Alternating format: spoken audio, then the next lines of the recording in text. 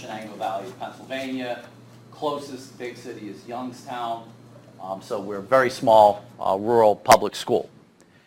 And you would not necessarily think Sharpsville, Korchak.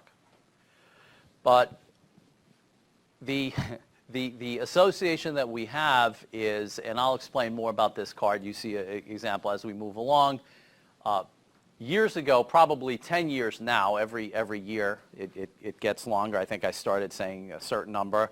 I was asked to participate in a book sharing project that twinned or paired a class in Israel overseas with a class with one of my language arts class. I'm a language arts teacher, to read a book about the Holocaust. And they would not, it wouldn't be an email conversation, it would be an academic dialogue based on the book and reactions and responses. And because this was in the height of the standards movement, when I first started doing this, it was very closely aligned to state standards. And what we would do was read a book, and it was a specific book that was translated into English so the students overseas could read it. It was called The Island on Bird Street by a survivor of the Warsaw Ghetto, a person who had lived in the Warsaw Ghetto as a child during the time, and he had in fact survived. His name is Uri Orlev. It's a remarkable book, and it focuses, I'll mention as we move along, its emphasis. It has since been taken over by, it started with the, a connection to the Ghetto Fighter's House, which you saw in Wojciech's slide, the Ghetto Fighter's House, Lachme Hagatot, which is the Ghetto Fighters Museum. And they underwrote the participation of the schools. And it involved maybe, I would think when I got involved with it 10 years ago, about close to 15 schools or 20 schools across the country. I was the only school in Pennsylvania. There were 6 schools in Ohio, and the organization in Ohio was the one that asked me to come in and join. Since then, I've done it every year with different grades. I've done it with 7th and 8th grades and at different levels. And something that was interesting at the beginning, it said, if you can read that, it says, the International Book Sharing Project, a program of the American Friends of the Ghetto Fighters Museum and Yad LaYeled. Yad LaYeled means Hand of the Child, which is a children's museum right next to the Ghetto Fighters House, which is a museum that's dedicated to the Ghetto Fighters resistance, and it was actually the first Holocaust museum in the world. And if you notice, there's a picture of Janusz Korczak. And my experience at the time, this was just a certificate we give at the end, and that we would print out, and at the end of the successful partnership, and I dragged it out over a year. It's not the only thing I did, but it was something that I thought was very meaningful to do. Did it for a year, and the students would receive they would receive this certificate. And I had taught stories and lessons about from that period for many, many years, and I thought I was fairly well versed. And I've come across the question that quite a few of you have experienced in your life, and this is my experience with people who are involved with Tatiana, with anybody who has done this. People will ask you, oh, you've heard of Korczak, of course. And there's always the sense of course you add it, because have you really? Because, you know, people really here haven't. And once you do, it opens up a new sense of your understanding of the lessons of this time. And it is interesting because it puts you on the spot when you say, you've heard of Korczak, of course, and you say, well, not really. And then somebody talks to you in this other language about this supremely caring, embracing individual. And it's, how could I have never heard of this person before? And I find this so common. And yet the next part of the question is people will then tell you their come to Korczak moment. They will tell you when they first learned about Korczak. So this is my first learn about Korchak moment when I was doing this, and it was the American Friends of the Ghetto Fighters House, and they no longer are the underwriters for the book sharing, which is now the International Shared Reading Program, but still the connection remains, and it's one of these it really has inspired a whole range of ideas and ways to deal with students. So, as I'm doing this project, I'd like to think of you the same way, something that Korchak said in again, the translation, when I read in translation, I'm quoting from translation, a plea on behalf of respect for the here and now for today. When I approach a child, I have two feelings: affection for what he is today and respect for what he can become. What he is today and respect for what he can become. What do you, does anybody know what that picture is? No? It's an X-ray. It's a little metaphor. It's a little metaphor. Growth plate. It's a growth plate. Now, I tell you a little personal, I do have time. I will get through everything I need to get through, but I think it's very important to see where you have your connections to this remarkable person, because you will find them. You will find them, and it will be in your life. My son, when he was, he had a knee problem, jumper's knee. We didn't know it at the time, so he had an X-ray. He goes in, and he gets the X-ray from the orthopedic surgeon. The orthopedic surgeon looks at his growth plate, and that's the moment. You know, you have a boy in ninth grade. Will I grow anymore? And they will look at this, and they can tell you how much growth you have. Because as a middle school teacher, I've had kids come in who've had damages to their knee, and they say, oh, I just had an X-ray, and the orthopedist says, you know, I've got, you know, maybe 6, 7 more inches that I'm growing. Some people will say that. So you never know, unless you have an orthopedic surgeon who's X-raying you. But when you look at something, you know, everybody has this growth within them. Your assignments, your interactions with people have this possible growth within them. You have to respect what somebody is now, what they can become, because inside it's going to be different. Inside it's going to grow. And that's a terribly important thing. And I will come back to that image, because when I look at my assignments, I think there's a growth plate in my assignments and what I assign and what I ask children to do. If it can't offer them an opportunity to move, I'm wasting this time. So here is not just my Korchak moment, my come to Korchak moment, but when my life was changed. And I view this, and I'm not being dramatic, I really, probably in my mid-40s, my life changed. I was a lawyer before I was a teacher. And I do maintain my lawyer's license simply because I don't know why, just to irritate my wife, because it costs money. I take courses in the summer to take what they call CLE, Continuing Legal Education courses. And I always I always take them at the end of the school year so I can focus on them. And I do video courses. And I take courses just like you're taking a course. Sometimes I fill in, you know, I pay the attention, pay the bills while I'm doing. They let you do half of them in person, half of them online. I scan for things on education because I figured, okay, that will help me learn. I saw one that said the school to prison pipeline.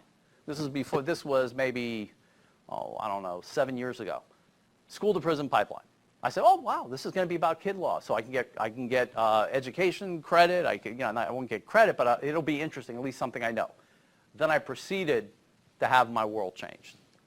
What the school to prison pipeline is anybody aware of that? The definition, the school to prison pipeline. It's a response in the legal system to zero tolerance. Zero tolerance means when there is an infraction, regardless of the infraction, if you have exceeded your numbers of the posted amount, you have maximum penalty. You know, it just goes regardless of what you did, zero tolerance.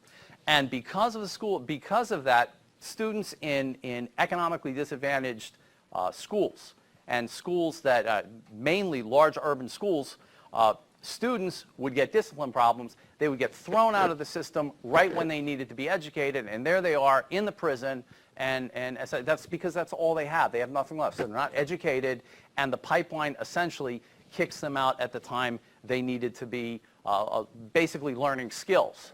So they're out of the system, and what do you do with these young kids? What do you do? Boy, girl, who are big, vigorous, and they just have been exposed to this.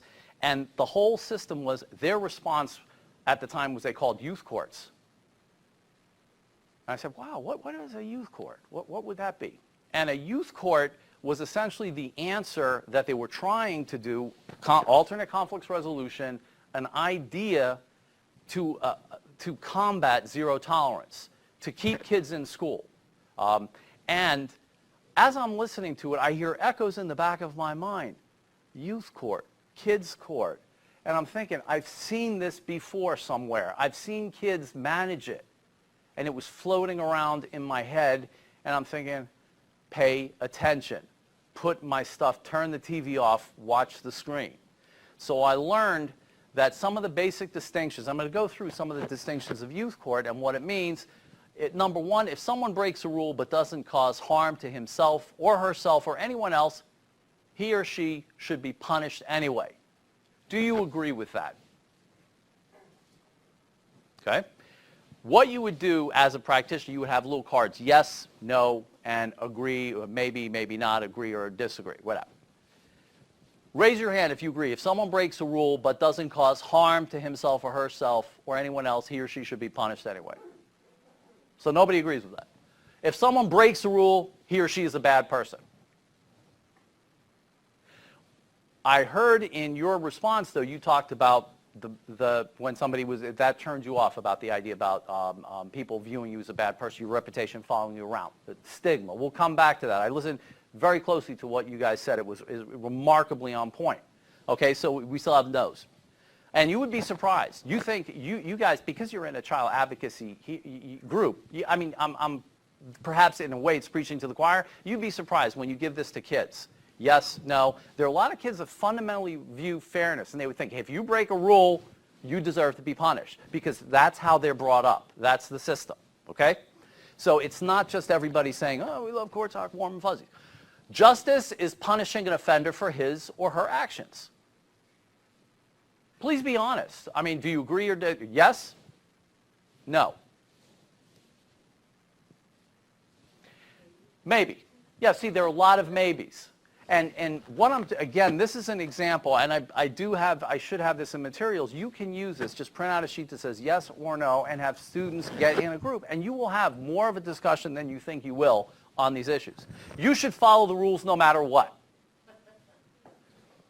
How many of you think that's a no-brainer answer, regardless of what your answer is? No-brainer. Okay? No-brainer. You would again be surprised how many kids are sensitive on this, how many kids really, yes? We call up papers. We can distribute real quick and decide what is yes, what is no. We'll get to that.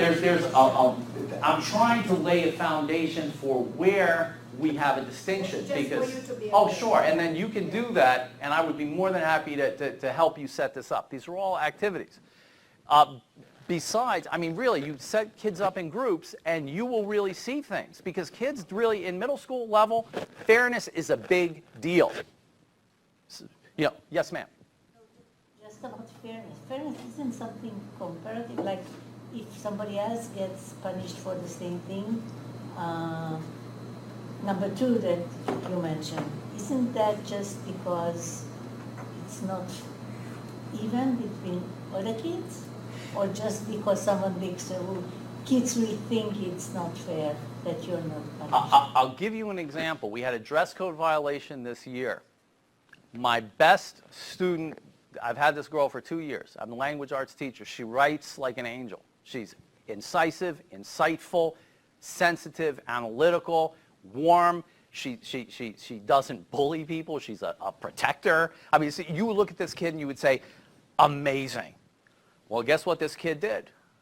She's a girl. She's an 8th grade girl. She violated dress code. goes down to the office, and the punishment, there is a punishment. It's unfair to come down hard against kids that are serial offenders and then just view somebody. So you face these. And again, the answer at the office, the administrative level was, you know, you had to give detention. The girl never got detention in her life. You know,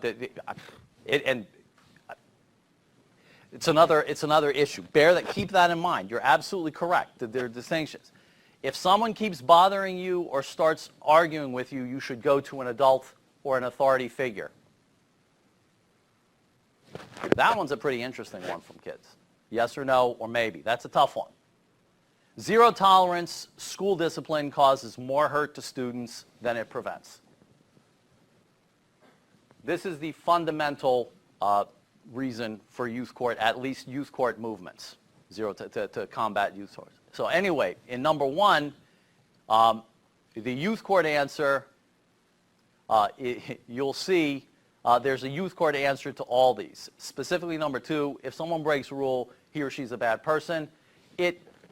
No. No. Definite no. If what they did was wrong, they got to fix it. That's the underlying message of what's going on. You should follow the rules no matter what. Well, you know, that's a tough one. Rules are there. You don't pick and choose your rules, and yet there's mitigation. You know, there's always understand mitigation. If someone keeps go to an adult authority figure right away, if you reality test with students, you will find that is a really hard thing to do, and I will show you some examples of why that's hard, and yet students know that that's important. Zero tolerance, absolute reason, no. Zero tolerance is a problem. It does not, it does cause problems. Youth court. Youth court itself is a means through which students can transform their schools, and that is true. Help students make better decisions because they're involved in them. Students learn about the role of law in society. Generally, a course like this is done through civics. It's done through, I'm a language arts teacher. From what I understand in my state, I am the only one who does it as a language arts teacher. You'll see in some of the handouts that I like to mix it with stories because you can do it that way and learn. And Korchak was a writer. He wrote short stories. Students learn about the role of law in society. My gosh, what more important can you learn? Students acquire improved literacy and thinking skills, without a doubt. Articulate, public speaking, critical thinking, note-taking, engagement, active listening. I could go on. Students improve conflict resolution skills. Okay, this is what we want. It is a work in progress, and again, this afternoon I'll give you an example of how it's a work in progress and how I am working in progress to try and improve. Because you have to improve with this. The difference, and this was something that was brought out in the wonderful presentation before and your comments, when Tatiana said about the frozen response, and that there's a definite response, and that the notion that you also, Bronwyn, talked about stigma, about these people being, their reputations following them, and then the way the system was, and people consistently saying, these are the rules, these are rules. There's a distinction now with youth court between punitive justice and restorative justice. Punitive means punishment, essentially. Punitive justice, restorative justice. There is nothing wrong with either. I am not going to critique either. I'm going to distinguish. Punitive is the sense of law from the books. That is the law as written. The law is written, the law is applied. If you break a rule and the rule is listed, you go to the section and you read the section and you apply it. You apply it to your best student, my student who is a teacher's dream, to my student who gives me grief and keeps me up at night. They both do the same thing. They both get the same, Punitive justice, we'll look at it a little closer. Restorative justice, that's what we're focusing more on today, the idea of making things better, changing, fixing the harm, being part of understanding what you did, taking responsibility for what you did, and being part of fixing not only the harm you did, but yourself so that you don't do it again. Or at least you think a little bit more as you break the rules continually because you're a kid. This is a very important list. I gave it to you in handouts with a little picture of I kept one packet just so I know. I will certainly give this out, but I kept this just to know the different pictures that I think are really useful in distinguishing. The finger and pointing at you, I use that for a reason. Punitive justice pointing at you, it does single you out. You stand before the court, you stand before the law, you stand in judgment and are accountable for what you did. Restorative is different. You look at the mirror there, and the mirror is more or less a reflection. You think. There is nuance. There are all sorts of consequences. There are all sorts of perhaps reasons. There's mitigations. And yet you have the finger next to you. The difference between the two. An offense in punitive, an offense is a violation against the system, state, or school. That's why you have a code. In restorative, an offense is a harm that has been done to people and the school community. It's not a violation against the system. It's a harm that's been done. That's different. Justice requires the school administrators to determine guilt, blame, and impose a punishment. Think about that. That's justice. For the restorative model, justice involves victims, offenders, and the school community members in an effort to repair what was done. It involves, in one way you could think of it as a sense of one embraces, one enforces. The offender passively accepts whatever punishment or consequence the school authorities think they deserve. Passively accept, yep, you did something wrong. You wrote on the desk, you have detention. Okay, I'll go serve it on Wednesday. The offender is encouraged to take responsibility for the harm that has been done and to help figure out what he or she should do to change it, rectify it, or make it better. Do you see the difference between active and passive there? Punitive is important. You've done something, your punishment, you accept the blame. I did it, or I didn't. Whatever it's been done, you've chosen. There's my punishment. The other one is I accept. I know why I did it. Here's why I did it. The only thing preventing reoffense is punishment. You're afraid to be punishment. You don't want to be labeled. You don't want the stigma of being an offender, so you don't do it again. Stigma. You respond to stigma. It's negative. The offender is supported as the school offender takes active steps to prevent getting in trouble again. So that's a big difference. Offenders are pushed out of school. They're either detention or pushed out. The other idea is we need to support them as students because they matter. They matter. Okay, first of all, they're not bad people, so take that away. They're people who did something wrong. There was a harm. We need them in the community. We're a community. Let's strengthen it. Accountability means accepting punishment or consequences, and under restorative, accountability means demonstrating empathy for the victim and helping to repair the harm. That's a big deal, and I think a difference with Korchak as well in restorative, the person, in order to get into our court, and I'll deal with that as we move into the court system, how we structure it, the person does not challenge that he or she did something. The person says, I did it. I did it. Under punitive, if you say you did something, it's okay. Let me look to the paragraph, let me look to the code section in the school code, this is your punishment. In the court, it's I did this. And the whole question is, why did you do this? And it's not just why, when did you do this? How did you do this? Where did you do this?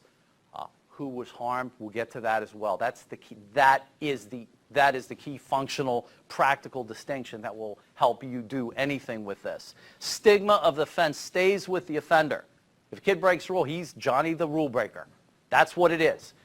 She's Stephanie. She's always breaking those rules. The stigma of the offense is removable. He's not a bad person. He just made a bad decision. So the same thing with a dog. No bad dogs, just bad trainers. It's just this stigma is removable. There's no sense of stigma. The problem is what was done, the harm. Let's fix it. You can fix harm. Questions asked, what laws have been broken, who did it, what punishments in the books. Questions asked, who's been hurt, what are their needs, who should fix what went wrong, and the million-dollar question, how can we prevent it from happening again, because that's where we're building, that's how to love a child, how to build a child, how to strengthen a person. Because these people are going to be our our society. You know, growth, we don't know what they're going to be, just assume they're going to be something because they already are something. So this is your fundamental distinction. These are our terms. You know, you lay down the rules that we discuss. And these are your principles of restorative justice. And this, again, is an important thing to know, that crime causes harm. It's not a crime, it causes harm. That's the problem. Offenders break the rules, but the harm caused by the rule breaking is more important than the actual rule breaking itself. Justice should focus on repairing the harm, repair the harm, and prevent it from happening. Don't create more harm by punishing the person who did it. You're just being part of the same cycle. People affected by the hurtful behavior should be involved in its resolution, and this includes everybody in a whole list. That's why you got to figure out who was affected by it. Because if you don't figure out who's affected by it, incomplete solution, and perhaps it happens again. And you also haven't fixed it. And it's the responsibility of the community to build peace. You can't just put a book there and say, hey, that's us. That's our rules. We have an active, consistent, growing responsibility to maintain order. And it's like, as you discussed, Korchak's hundreds of cases with kids, you have this opportunity to maintain order because every day it's going to be challenged. And every day you're creating leaders in your hallways. You know, that's a possibility. Leaders, followers, bystanders, all that stuff, you've got it. And you have the ability to help determine what is walking down your halls. That's an incredible, awesome responsibility. But it's there. Restorative justice, I made this just because I thought it was kind of cute, and I think it gives you the ability to make little situations, and you can say restorative versus punitive. Determination of guilt is punitive, innocence not at issue or de-emphasized. Violation or not legal or rules-based. Accountability, empathy for the victim. You know, you just go role models versus a stigma. Do you want role models or do you want to stigmatize? Keep looking at this in terms of you're creating role models. You have the opportunity with each time you do this to create a role model or just enforce a stigma if that's what was necessary. Prevention means modification. Punishment, you know, is going to avoid the recurrence. That's punitive. And punishment very rarely avoids it, and because it creates this lingering sense of a memory that you'll never forget. Impact on all students versus the individual. Strengthen your community. You know, every opportunity you should strengthen your community. So we'll go back to Korchak. So does this mean that everything should be allowed? The warm and fuzzy Korchak embrace. Come sit on my lap and I will just, this will be a fuzzy moment. Never, this is Korchak. Never, not on your life. By prohibiting things, we are coaxing the will in the direction of self-control and self-denial. We also encourage inventiveness so a child can operate within a limited space. Provide boundaries. That's what a responsible adult does. There's tremendous growth within the boundaries. Again, think back to the slide, the growth. Take an x-ray. Those are the boundaries. You can grow beyond. It's not determined, but there are boundaries. There are boundaries. And rules are important, but you have to understand that there's an inventiveness and a spirit of imagination with the reality of what you have. You can take a matchbox, maybe 10 of them, and create a story from them. It's a simple thing. All right. The idea, if you read, have you had a chance to look at some of his literature, Korchak's children's stories? Wonderful. Wonderful. This is in the dedication, and this basically says, so this is why you should have restorative youth court. This is a difficult book. I dedicate it to all the restless children, those who find it hard to change and improve. You have to want to change very much, very deeply. You need to strengthen your willpower. You need to play a useful role in life. Life is strange and mysterious. Life is an extraordinary dream. Whoever has the will and the power, the strong desire to serve others, his life will be like a beautiful dream. Even the path to his goal was difficult. Even if the path to his goal was difficult and his thoughts were restless. I dedicate it to all those who find it hard to change and improve. There you go. I mean, this is what's necessary. This is saying this is where we need it. I just want to make sure if we've loaded the correct presentation. I mean, I can adjust, but I'm not sure. I think you might have put a different one on. But This is Voyage, right? yeah. This one. Well, no, this is mine, but I think I think all three are is there a way that I can see the title? Then I will know, because there are some additions that I did want to make sure were available. How would you do that? If it says for Vancouver, then it's the right one. Is it the one for Vancouver? I think so. Sorry, that's not the correct mouse. That's for this. Is this the one we're looking at? If it's the one that says Vancouver, then we're perfect. Because I had highlighted some things that didn't show up, and I'm wondering why they wouldn't show up.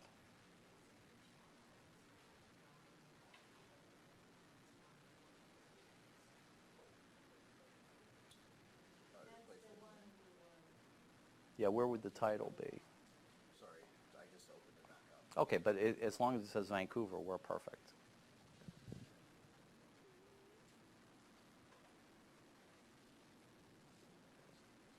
Yeah, okay, good. I was just curious because, Yeah, it does have the word Vancouver. okay, I use the same, yeah, these are very common. The court is not justice, but it should strive for justice. It's not justice, and we learned that justice is an interesting, people might have a different idea of whether you determine, is it fairness? Is it something more? Is it equity? It should work towards what seems to be right and fair. Hi, right. We were talking about the word justice, and I think Bronwyn came up with the idea, which I like very much, that kids do not use the word justice or just, but they use the word fair. And they say, that's fair, that's not fair. And that's, yeah. It is a middle school, that is the thing. They have a strong internal sense of what's fair. Yeah. They know what's right, and I'll mention that they know what's the right thing to do, but in their core, they know what's fair. Yeah. They don't always act on what's fair because it's always filtered through their own experience, but they deeply know what's fair. There's a story, The Lottery. Are any of you familiar with The Lottery by Shirley Jackson? There's a key signature moment. That's not fair. That's not. Do you remember when Tess runs through and she says, "That's not." I don't teach the story, but it's a powerful story, and I always think about the fair. She says, "That's not fair. That's not fair." She went through the whole thing, and right at the end, when the stones start hitting her, what does she say? Key distinction, and you brought up. That's not right. That's what she says, and it's not translated, so this is in English, so the words, that's the difference. That's not fair. The whole story, she says, it's not fair, it's not fair, that's not fair. But then when the stones start hitting her, wait a minute, that's not right. So if you haven't read that, it's worth reading. But the court is not justice, because it's not, but it should work towards it. We're not perfect, but we're going to do our best because our goal is forgiveness, really, because that's what we want. There are some activities that I do to try and get kids to think. This is the key distinction when you want to have a court or something. Some of you said you would like to have something like this. You have to train kids not only to make decisions, but to understand how they make decisions. One of these works. This is a great one. You and your classmates have just crash landed on a desert island and everyone is safe. Nobody inhabits the island, but a neighboring island may be inhabited. They may not be friendly. Kids like that kind of crap.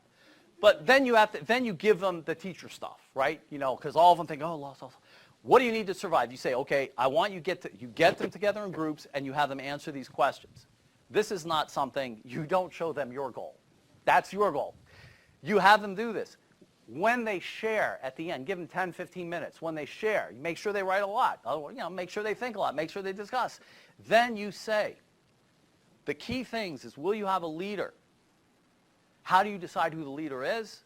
And what will the leader's responsibilities be? You will find, it's very interesting, the distance and distinctions you come up with, which is really helpful in a youth court situation. Why it's civics. It's often taught in civics is because you get a definition between autocratic, democratic, and participatory senses of a government.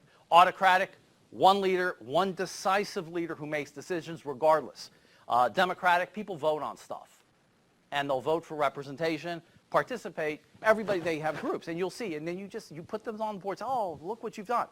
And then they learn how they're making decisions. And they will find that some people think, well, some of these don't work. Because they also have to deal with property, but they have to deal with threat.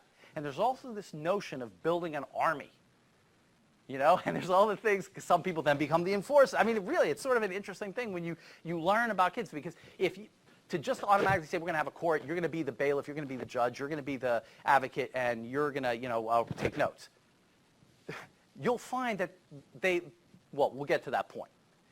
And in discussing, again, I go back every time I have a question with anything, this is where this stuff changed my life. I always go back to Korchak, and I try and understand. I go back to some of his works, King Matt I, a wonderful, a remarkable book, very depressing. But in discussing the reforms that this kid wanted to do, because this kid is trying to reshape the government in the way he wants to reshape a government. Every kid in your class wants to reshape. You ask a kid first day of school, they'll want to reshape it. This is my version of school. That's true, Felix, but be patient. You can see for yourself that kings can't do things all at once. Kings have to obey the law. What is the law? I don't really know myself, a bunch of books or something. So this is what you do. You show the kids the law. There's a local community that can be very helpful, your bar community, local bar. Lawyers will love to get involved with this stuff because I'm sure they can use it as pro bono, and it's a big deal. We went to the Mercer County Courthouse, which is a wonderful courthouse. Not like the one you have in Vancouver that looks beautiful and modern. This is intimidating and severe and stern, and this is justice with the balance, the scales, and the sword. I mean, this is everything. And what kind of a sense of justice do you think this shows? What is this? We have two forms, punitive, restorative. This is punitive in its pure, this is the criminal law. We went before a criminal judge in the Court of Common Pleas in Mercer County, Pennsylvania. Excellent judge. Tatiana, your response is absolutely the response that you have in a courtroom. You freeze. It is the power of law. It is the sword. You have the fairness, but you have the power of law. It's all about enforcement. You're afraid right away. You tighten up. It's like, even any smart aleck you have in class is not a smart aleck in a court. I mean, they could mouth off anywhere, but not in a court. Well, I'll show you a little bit of a sense of humor in a second. This is what it looks like. So you see these big, ponderous, massive paintings. And you have my kids that were learning. You have, look how terrified he looks. And he's sitting before, look, I wish you could see this. I took him on a field trip, and the judge was wonderful. I mean, I didn't say, please be stern. I said, just show, I'd like the kids to have it. What they did was they did some of my simulations where they had a case, and we'll talk about some of the cases that were just like what you said, where the kids had to act on a simulation. They had to write an opening statement for a student. And I had maybe 6 or 7 groups read their statements in court to know what it would be like to read in court. And the judge did what a judge did. He had a bailiff. And if you notice on your right-hand side, there's the bailiff, the one who moves the person along. And you notice that student, this is maybe 3 or 4 years ago, student, big kid, no sound. They move along, and they say, "May it please the court." They say, and there he is reading to the jury. And that I'll break down the roles of what we have in our jury, and look at this still, the faces. It was like, this is great, thank you, Judge. So the kids actually are, and then the judge then came out afterwards to talk about how he dispenses justice. Can somebody tell me about how he dispenses justice? What do you see? It's hard to see. With intellect, dispassionately? Absolutely. What do you see in the first slide that's closest to you and not in the slide that's closest to me? Or what's in the one closest to me? Yeah, it's a bat. It's a bat. He said that if the bailiff is not available and the bailiff is not there, that is his last line of defense that he holds behind him.